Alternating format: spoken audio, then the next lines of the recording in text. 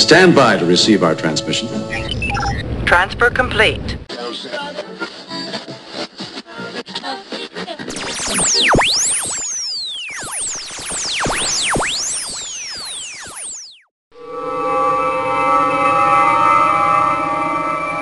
Hello and welcome to the IndieBlogg for Stardate 0705.06. The interviews continue this month with lots more great indie musicians and industry people.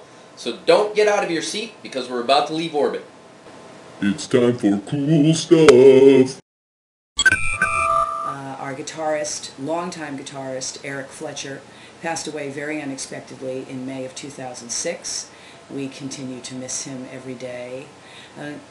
Eric appeared on all of our records. We have 4 CDs out. The CDs are in backwards chronological order: Strip, Wicked Time, Radio Queen, and The Hard Way.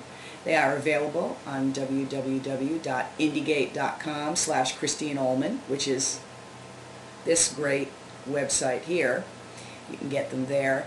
And we're working on a new record currently in pre-production. The working title is The Deep End.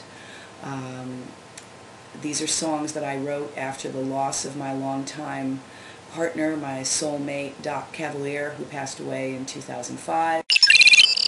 You know, Christine, you bring something up that I'd like to ask you about without getting too serious, but I've experienced loss in my life, and I know that you lost 2 people that were very close to you. I never had the pleasure of meeting Eric Fletcher, but I did know Doc Cavalier for many years, and I've known you for some time now, and I know that you've been staying strong. And as an artist, I'm wondering, you know, how you've been coping with it, and if it's affected the art in any way. I'm just curious about, you know, how you're doing. That's a really good question. It's been posed to me a couple of times recently. I, as a songwriter, have always been someone who is really interested mostly in interpersonal relationships. I don't so much write about politics or the world outside, and I also don't write so much about my inner feelings as I do about my response to other people. So losing 2 people that were very, very close to me, my life partner obviously, and also 22-year musical partner, within a year and a half of each other, was a very difficult thing. But I have to say that I haven't really gone to a sad place in my songwriting.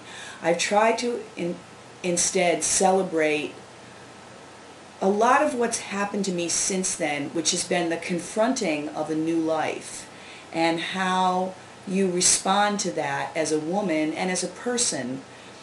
I have friends that have had similar losses. For instance, Rosanne Cash, she wrote a whole album about the loss of her father and her stepmother. I haven't really gone to that place, and I'm not saying that I'm not going to, but I haven't really gone there yet. I did write a song about New Orleans, where I traveled in 2006, called The Cradle Did Rock. And, you know, that was really about loss for me in a lot of ways, too. So, you know, hard to say where the songwriting journey will really take me. But at this point, I'm more trying to focus on celebrating life and the response of friends and family to me after my losses has just been inspirational in many ways and certainly heartening. And so I've tried to celebrate that, and the response has really given me sort of this wonderful artistic safety net to fall back into, and in the arms of which I have felt really free to express this kind of hope, I guess would be the best word. I think it's important. It certainly has been a terribly lonesome and bittersweet time for me, but I've always, I think, had a sense of that in my songwriting, a sense of the bittersweet, a sense of the possibility of aloneness. And so these are really themes that I've been exploring. And again, I want to say I think it's a really great question, and thank you for asking. You're welcome, Christine. You know, with your irrepressible spirit and the music you create, I know that you're continuing to celebrate Doc and Eric's lives every moment. And I mean, your music just you know, it's very moving, and definitely a tribute. Speaking of your music, I mean, there's such a jumbo in there. It's like a potluck dinner or something. It's a jambalaya.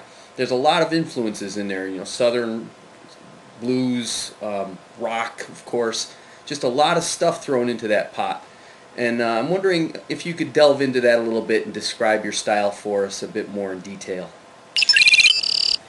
You know, my style is really all about, I think, influences I grew up with. And soul music, certainly, which I'm a collector of. My area of musicology is Southern soul music. But also, the people that I grew up idolizing were almost exclusively men. They weren't really women. And I didn't really get into the whole business of checking out women until I began delving into them as soul singers. I've often been compared to Janis Joplin, and in fact I did work in 2003, Summer Stage in New York had a tribute to Janis Joplin for her 60th birthday, the Year of the Blues. And I got to front Big Brother and the Holding Company. I actually duetted with Sam Andrew on a song at Summer Stage and the Cosmic Blues Band. And that was really something, but I've never really thought of myself as a successor to Janis Joplin. I think I just come from the same place. I had an interesting discussion once with Bonnie Raitt about this, and we were talking about where we came from, and we both agreed, without question, we came from men. We came from listening to men. And just going with that sort of attitude, that sort of upfront attitude. I've also been lucky in my life to have some enormously evocative and wonderful musicians that I've worked with, starting with G.E. Smith, who has just been, he's a lifelong friend. And in fact, we were just on the internet this morning exchanging some YouTube stuff that we thought the other one would dig, you know. And I've been fortunate to have wonderful, wonderful musicians to interface with and bounce ideas off of. And they've always really supported the fact that I'm very upfront with my emotions. I'm a very emotional singer, an emotional songwriter. I don't hold back from any of that. And so, again, I go back to the idea of this kind of artistic safety net. It's really been a great thing for me to know that if I just put myself out there, the cats in Rebel Montez and all the cats who work on the records with me are always ready to just be there and support whatever it is I'm doing. And I just I say that I wear my heart on my sleeve as a performer. I put my heart out there for the audience to see, and that is really true. I am all about that in live performance, and I'm all about that in songwriting as well. American music is my thing. I collect it, dig it, write about it, and with my own songs, I add to the depth of its bottomless well.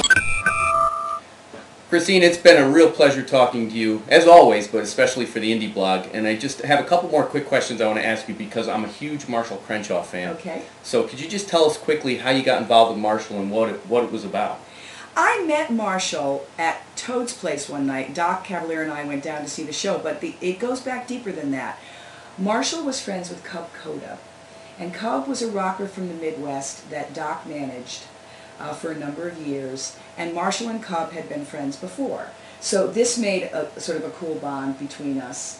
And then we began, as so often happens in this business, we began exchanging records and tapes, and I like this, and that really bound us closer together. And then I became friendly with his whole, his wife and his whole family, and we've had some wonderful times together and some wonderful collaborations. We've been on stage a number of times.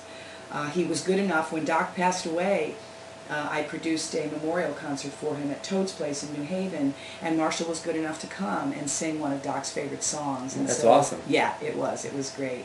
And so he's really been a good friend and an interesting sort of musical friend as well. Well, if you're ever hanging around with him, I'd love to meet him. Well, maybe come to the sessions when we record. Yeah. I'm there. Yeah. All right, one last question. Got to ask you about the Beehive. Where'd they come from? How to get started? Believe it or not, the Beehive comes from the Ronettes. When I was growing up, girl groups were I remember as a little kid listening to girl groups. My friends had older sisters. They would always be playing, and I would check them out, and I just loved it. And time came to get a thing going with Christine Ohlman and Rebel Montez, and I said, let me try teasing my hair. And it's been that way for a number of years, and I made a lot of money off this hair, everybody. And yeah, it's always called, you know, I always see it referred to as your trademark beehive. Yeah, and may I just say that we are now, of course, in May of 2007, and with the advent of Amy Winehouse, eat my dust. Because no, but I mean, she's obviously coming from the same place, and I think it's very cool. It's a very, very, very cool thing. Awesome. Well, once again, Christine, thanks so much for being here for the Indie Blog. Really love talking to you. Hey, everybody, check it out, indiegate.com/Christine Ohlman, and just indiegate.com. Check it out. Great site, and Noelle's doing great work. Thanks.